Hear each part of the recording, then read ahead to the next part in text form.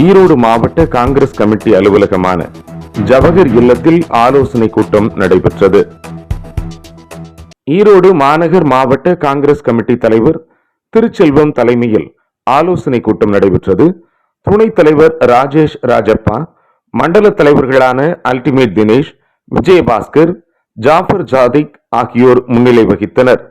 மாவட்ட நிர்வாகிகள், துணை அமைப்பு தலைவர்கள், வார்டு தலைவர்கள், உள்ளாட்சி பிரதிநிதிகள் ஆகியோர் கலந்து கொண்ட இந்த ஆலோசனை கூட்டத்தில் மறைந்த தலைவர் EVKS இளங்கோவன் அவர்களுக்கும் முன்னாள் பாரத பிரதமர் மன்மோகன் சிங் அவர்கள் மறைவிற்கும் 1 நிமிடம் மௌன அஞ்சலி செலுத்தப்பட்டது. வருகிற ஈரோடு கிழக்கு சட்டமன்ற இடைத்தேர்தலில் மறைந்த ஈரோடு கிழக்கு சட்டமன்ற உறுப்பினர் திருமகன் ஈவேரா, தமிழ்நாடு காங்கிரஸ் கமிட்டியின் முன்னாள் தலைவரும் முன்னாள் மத்திய அமைச்சரும் ஈரோடு கிழக்கு சட்டமன்ற உறுப்பினராகவும் இருந்து மறைந்த EVKS இளங்கோவன் அவர்களின் இளைய மகன் சஞ்சய் சம்பத் அவர்களுக்கு ஈரோடு கிழக்கு சட்டமன்ற இடைத்தேர்தலில் போட்டியிட வாய்ப்பு தரக்கோரி தமிழ்நாடு காங்கிரஸ் கமிட்டிக்கும் அகில இந்திய காங்கிரஸ் கமிட்டிக்கும் இக்கூட்டம் ஒரு மனதுடன் வழங்க கோரி தீர்மானம் நிறைவேற்றப்பட்டது.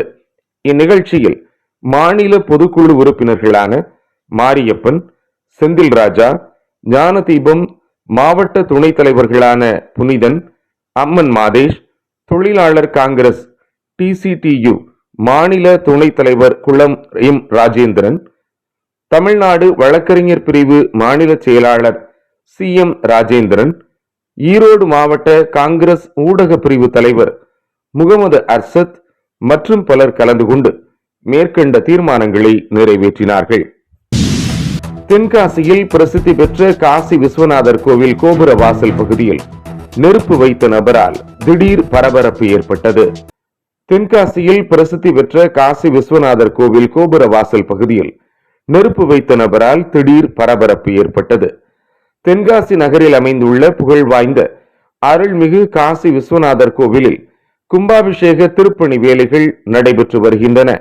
இந்நிலையில் தென்காசி மாவட்டம் கடையம் அருகே உள்ள கேளையா பிள்ளையூர் கிராமத்தைச் சேர்ந்த ஆனந்த பாலன் என்பவர் காசி விஸ்வநாதர் கோவில் கோபுர வாசல் பகுதியில் 10 லிட்டர் பெட்ரோல் கலந்த மண்ணெண்ணெய் கேனுடன் வந்து கோபுர வாசல் பகுதியில் ஊற்றி நெருப்பை பத்த வைத்தார்.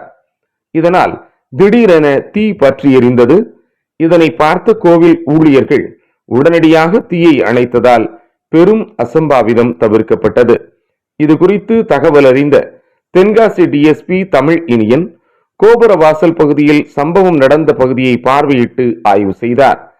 கோவிலுக்கு தரிசனம் செய்ய வந்த பல பக்தர்கள் கோவில் கும்பாபிஷேக வேலை நடைபெற்று வரும் சூழ்நிலையில் கோவிலில் பாதுகாப்பு ஏற்பாடுகளை பலப்படுத்த வேண்டும் எனவும் நிரந்தர காவல்துறை பாதுகாப்பு வழங்க வேண்டும் எனவும் கோரிக்கை விடுத்துள்ளனர்.